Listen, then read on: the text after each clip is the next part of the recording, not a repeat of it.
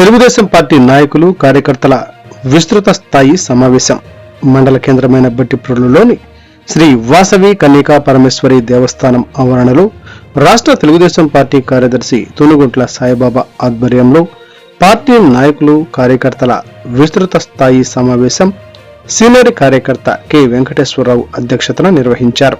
ఈ సభలో గ్రామంలో జరిగిన పలు అంశాలను, జరగవలసిన పనులను సభలో చర్చించి ప్రజలకు వివరించారు. ఈ కార్యక్రమంలో నాయకులు, అధిక సంఖ్యలో కార్యకర్తలు పాల్గొన్నారు.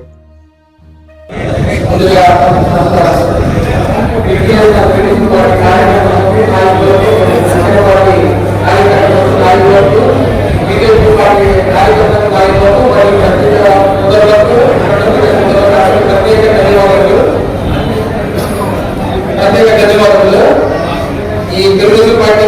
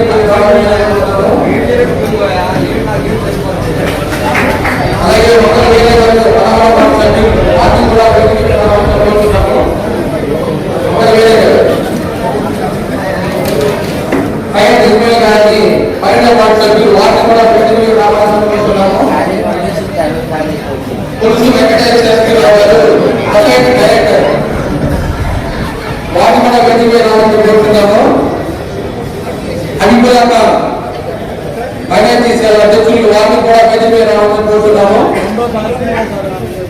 నమ్మో సుధీర్ గారు ఎన్టీఆర్ నాయకులు వారిని కూడా వేదికపై రావాలని కోరుతున్నాము.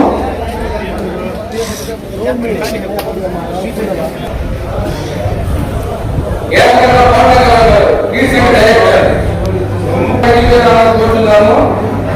నిర్మాణ్ మేకర్ యువత పార్టీ అధ్యక్షులు వారిని కూడా వేదికపై రావాలని కోరుతున్నాము.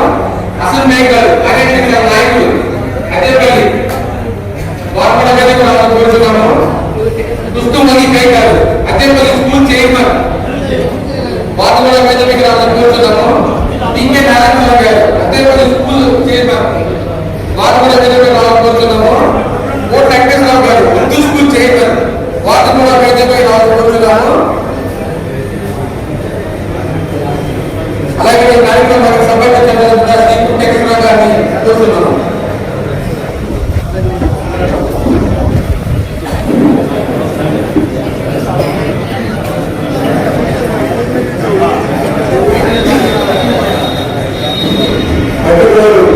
తెలుగుదేశం పార్టీ బాబులను అదేవిధంగా తెలుగుదేశం పార్టీ విస్తృత స్థాయి సమావేశానికి ముఖ్య అతిథిగా చేసిన రాష్ట్ర తెలుగుదేశం పార్టీ కార్యదర్శి తునుగుంట్ల సాయిబాబా గారికి ముందుగా స్వాగతం, సుస్వాగతం.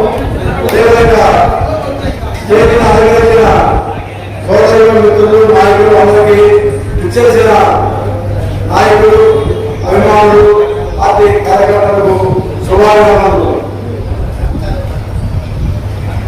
ఈరోజు సాయిబాబా గారి ఆధ్వర్యంలో జరిగే ఈ కార్యక్రమానికి అశేషంగా చేసిన రూపాయల పనులు ఏదైనా కానీ చేసినవి కావచ్చు. రేపు కొన్ని మొదలు పెట్టబోతున్నాం. అయ్యప్ప స్వామి దగ్గర ఒక కమ్యూనిటీ బిల్డింగ్ 15 లక్షలతో అవసరం రేపు వీలైతే రేపు ఎల్లుండో మొదలు పెట్టేదానికి అవకాశం ఉంది. ఇవన్నీ త్వరగా పూర్తి చేసి ఓపెనింగ్ ఎమ్మెల్యే కానీ, ఎంపీ కానీ, ఇంకా మన పెద్దలను పిలుచుకుని అవన్నీ కూడా ఓపెన్ చేసుకునేదానికి. అలాగే ఇక్కడ అంగన్వాడీ బిల్డింగ్ ఒకటి 15 లక్షలతో మన కొత్త కళ్యాణంలో ఎదుర్కొన్నాము. దాన్ని కూడా ఈ 2-3 రోజుల్లో మొదలు పెట్టబోతున్నాం. అద్దెపల్లి ప్రజల దాదాపు ఇప్పటికీ ఒక 15-20 లక్షల రూపాయల పనులు చేస్తున్నాం. మళ్ళా రేపు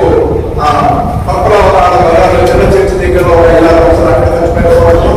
అదేవిధంగా అద్దెపల్లి చావ దగ్గర దాదాపు 2-3 లక్షల పైన ఖర్చు పెట్టి అక్కడ రోడ్డు కావచ్చు, కలవచ్చు కావచ్చు. ఒకటిగా ఎస్టీ కాలనీ మన అల్లూరు కాలం 10 లక్షల రూపాయలతో డ్రైనేజీ కట్టబోతున్నాం.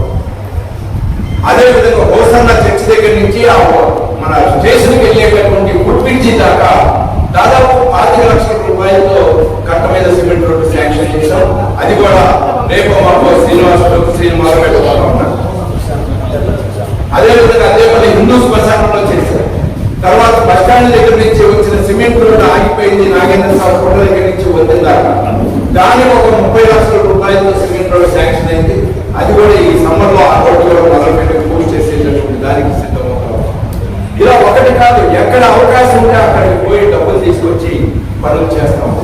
మార్కెట్ జెండా చెట్టు దగ్గర దాదాపు వాన పడితే నీళ్లు మోకాలు నీళ్లు కనీసం 10-15 రోజులు నిలబడి ఉన్నాయి. ఆ జెండా చెట్టు దగ్గర నుంచి సుబ్రహ్మణ్యం వాటర్ ఇంటి దాకా అది ఎంపీ గారు అడిగి ఆ రోడ్డు మొత్తం కూడా సిమెంట్ రోడ్డు మళ్ళీ రేపు చేయించడానికి ఎస్టీ కాలనీలో ఇప్పటికి 4 సిమెంట్ రోడ్లు వేసాం. ఇంకొక రోడ్డు ఉంది, అది కూడా రేపు మొదలు పెట్టిపోతాం. ఇలా ఎక్కడ అవకాశం ఉంటే అక్కడ చేయాల్సిన పట్టుకోవాలి. పల్లెలో గుంటూరు పోతురాలు పదాలు ఉంది, అక్కడ ఒక 5 లక్షలు పెట్టి రోడ్డు మీద రోడ్డు వేసేటటువంటి పరిస్థితి. ఇలాంటి దాదాపుగా కోట్ల రూపాయలు తీసుకొచ్చి మీరు పంచాయతీలో లేకపోయినా ఆ డబ్బులు ఈ డబ్బులు తీసుకొచ్చి ఊళ్ళో పనులు చేయిస్తుంటే ఎవరైనా ఏడుస్తుంటే ఏంటి మీరు సాధించింది ఏంటని సూటిగా నేను ప్రశ్నిస్తాను. చేయండి మీరు కూడా. వీళ్ళ గురించి నేను ఎంత తప్పులు మాట్లాడుతుంటే నాకు అంత మంచిదేమో ఇచ్చినాను. అలాంటి వాళ్ళు చూసినట్టు ఆ నాయకుడినే లెక్కైనా ఆ నాయకుడికి ఛాలెంజ్ చేశారు. రా నువ్వు వచ్చి నుంచి కూర్చున్నాదా చర్చగా చెప్పాను. నడి బజార్లో నగర చరిత్రలో ఉరి తీసుకుంటానని చెప్పాను. నువ్వు నిరూపించగలిగితే నాగార్జున వల్ల కాదా, పేరు నాగార్జున వల్ల, తర్వాత వచ్చిన 2వ కృష్ణుడు వల్ల కాదా, వీళ్ళు 3వ కృష్ణుడా 6వ కృష్ణుడా, వీళ్ళు నన్ను తేల్చున్నారు. పెన్షన్ల విషయం అడిగారు. ఇంటి స్థలాలకు సంబంధించి వీళ్ళందరికీ పెన్షన్లు శాంక్షన్ చేయించే విధంగా వర్కౌట్ చేయడానికి తయారు చేసినటువంటి లిస్టులు. తర్వాత హౌసింగ్ కి సంబంధించి చెప్పారు. హౌసింగ్ కి కూడా ఇప్పుడు ఉన్నటువంటి లేటెస్ట్ ఇదేంటంటే గవర్నమెంట్ ఇచ్చేటటువంటి 1,50,000 రూపాయలు ఫస్ట్ ప్రయారిటీ జగనన్న కాలనీలో అసంపూర్తిగా ఉన్నటువంటి వాళ్ళు ఎవరైనా ఉంటే ఇండివిజువల్ సైట్ సొంత స్థలం ఉంది, నా స్థలం ఉంది, నా దాంట్లో నేను ఇల్లు కట్టుకోవాలనుకున్నాను, కట్టుకోమంటున్నాను. ఏ స్టేజ్ వరకు స్లాబ్ ఏకంగా ఉండే అంత వరకు కట్టుకోండి. పైనుంచి క్లియరెన్స్ వచ్చిన తర్వాత స్లాబ్ వేసుకోండి అని చెప్పనే ఇన్స్ట్రక్షన్స్ పైనుంచి రాబట్టి ఈ ఇళ్లకు సంబంధించిన సమాచారం ఆ జంగల్ లెవెల్ స్లాబ్ లెవెల్ వరకు వచ్చినటువంటి ఈ లక్షణ కాకుండా ఇల్లు కట్టుకోమని చెప్పి కట్టుకున్న వాళ్ళకి బిల్లులు రావాల్సినవి ఉన్నాయి.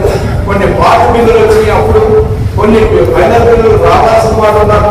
వీటన్నిటి మీద కూడా ఎక్సర్సైజ్ చేసి దేనికి అది లిస్టులు తీసి పెట్టించాను. ఏ లిస్టులో ఎంతమంది ఉన్నారనే మొత్తం కూడా జాగ్రత్త తయారైంది.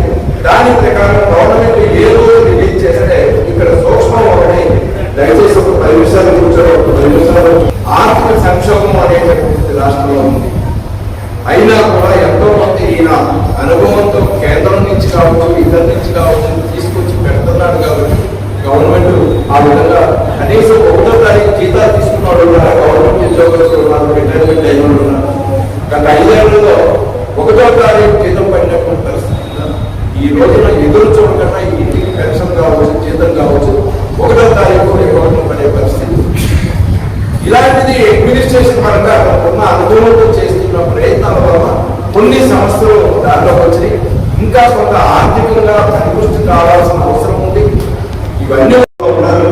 ఒక పోలీస్ స్టేషన్ లో ఉంటుంది, అక్కడ ఉండేది ఎవరైనా ఒక వెల్ఫేర్ రెసిడెంట్, ఒక మినీ రెసిడెంట్, డిజిటల్ రెసిడెంట్ ఇద్దరు ఉండేది. దీనికోసం నేను గవర్నమెంట్ వచ్చిన తర్వాత పోరాటం చేస్తే ఈ రోజుకి కలెక్టర్ నుంచి రికమెండ్ చేసి డైరెక్టరేట్కి వెళ్ళింది. పైన పర్టికులర్లో సచివాలయాలు పెంచాలి, ఇంకా 2-3 సచివాలయాలు పెంచితే తప్ప ఈ సమస్య తీరదు అని చెప్పని కలెక్టర్ రికమెండ్ చేసి గవర్నమెంట్కి పంపించారు. ఇప్పుడు ఆ లెక్క పట్టుకుని ఎమ్మెల్యే గారిని తీసుకుని గవర్నమెంట్లో వెళ్ళి ఏదైనా ప్రయత్నం చేసి ఇంకొక 2-3 సచివాలయాల అదనంగా మన గ్రామానికి తీసుకొస్తే అక్కడికి వెళ్ళి గంటలు నిలబడాల్సిన అవసరం లేకుండా ఎన్నో రకాల సర్వీసెస్ మీకు తేలిగ్గా అందించడానికి అవకాశం ఉంది. మీరు అనుకోవచ్చు సచివాలయం వస్తే ఎవరి బాగా ఉపయోగం అని. ఏ రకంగా ఉపయోగం అనేది అర్థం చేసుకుంటే తెలుసు. ఉన్న ఒక సచివాలయంలో వెళ్ళి ఒక గంట 2 గంటల లైన్లో నుంచి ఆ సమస్య కోసం మీరు నుంచి అడిగి చేయించుకునే దానికన్నా ఇంకో 2 సచివాలయాలు అదనంగా పెరిగితే అక్కడ గంట నుంచోవలసినటువంటి దాన్ని ఇక్కడ బాగుగంటలు పూర్తి చేసుకుని అలాంటి దానికోసం నేను ఈ సచివాలయ సంఖ్య పెంచాలనే దానికోసం ఆల్రెడీ ప్రాసెస్ స్టార్ట్ చేసి ఇప్పుడు ఒక దశకు తీసుకొచ్చాం. 50-60% క్రాస్ అయింది. ఇక గవర్నమెంట్ నిర్ణయం తీసుకునే దశలో ఉండదు కాబట్టి తప్పనిసరిగా ఎమ్మెల్యే గారిని తీసుకుని మంత్రి గారితో మాట్లాడించే ప్రయత్నం చేస్తాను. అది వస్తే ఊరికి ఎంతో కొంత అడ్మినిస్ట్రేషన్ పరంగా సమస్యల పరంగా కొంత సర్వీసెస్ అందించడానికి అవకాశం ఉంది. ఇంకొకటి బుద్ధ ప్రాజెక్ట్ అందరికీ తెలుసు. బౌద్ధ స్తూపం పక్కన చెరువులో బుద్ధుడి విగ్రహం దాని కోసం గత మనం పెరుగుతుందని కొంత మొదలు పెట్టాం. మళ్ళీ ఈ ప్రభుత్వం వచ్చిన తర్వాత ఆనందబాబు గారితో మన ఎంపీ కృష్ణప్రసాద్ గారితో మాట్లాడి దానికి ఒక ప్రాజెక్ట్ రిపోర్ట్ తయారు చేయించాను. అది 25 కోట్ల రూపాయలతో ఆ చెరువుని మొత్తం అభివృద్ధి చేసి చుట్టూ కట్టలు పోసి రోడ్ వేసి మరి దానికి తగినటువంటి రీతిలో పిల్లలకి బోటింగ్ పెట్టించి అక్కడ గౌతమ బుద్ధుడు విగ్రహం జ్ఞానబుద్ధ విగ్రహాన్ని పెట్టి అది ఒక మ్యూజియం లాగా ఆడిటోరియం లాగా ఎక్కడెక్కడ నుండి మనకి చూస్తూ ఉంటారు. ఎప్పుడు బౌద్ధ భిక్షులు వచ్చి అక్కడ చాంటింగ్ చేసుకుని వెళ్తూ ఉంటారు బౌద్ధ స్తూపం దగ్గర. అలాంటి దానికి ఒక ప్రత్యేకమైనటువంటి ప్లాట్ఫామ్ తయారు చేయడం కోసం 25 కోట్ల రూపాయలతో ఒక డీటెయిల్ ప్రాజెక్ట్ రిపోర్ట్ తయారు చేసి ఇచ్చారు ఎంపీ గారికి, ఎమ్మెల్యే గారికి. అది రేపో మాకు ముఖ్యమంత్రి గారి దగ్గరికి వెళ్ళి కేంద్రంలోనే ఉన్న ఎంపీ గారు కేంద్ర ప్రభుత్వం దగ్గర చేస్తున్నారు, రాష్ట్రంలోనే ఉన్న ఎమ్మెల్యే గారు ముఖ్యమంత్రి గారి దగ్గరికి తీసుకెళ్లి ఇది మంజూరు చేయించేటటువంటి దశలో ఉంది. అదే కనుక జరిగితే టూరిజం ప్లేస్ కింద బట్టిప్రోలు ఎంతో అభివృద్ధి చెంది ఎక్కడెక్కడ ఉన్న వాళ్ళు కూడా అది చూడాలి అని ఇవాళ మనం ఎక్కడికెక్కడికో వెళ్తున్నాం. గుళ్ళకి, గోపురాలకి, విహారాలకి, దీనికోసం రేపొద్దున ఎక్కడో తనం బట్టిప్రోలు రావాలి.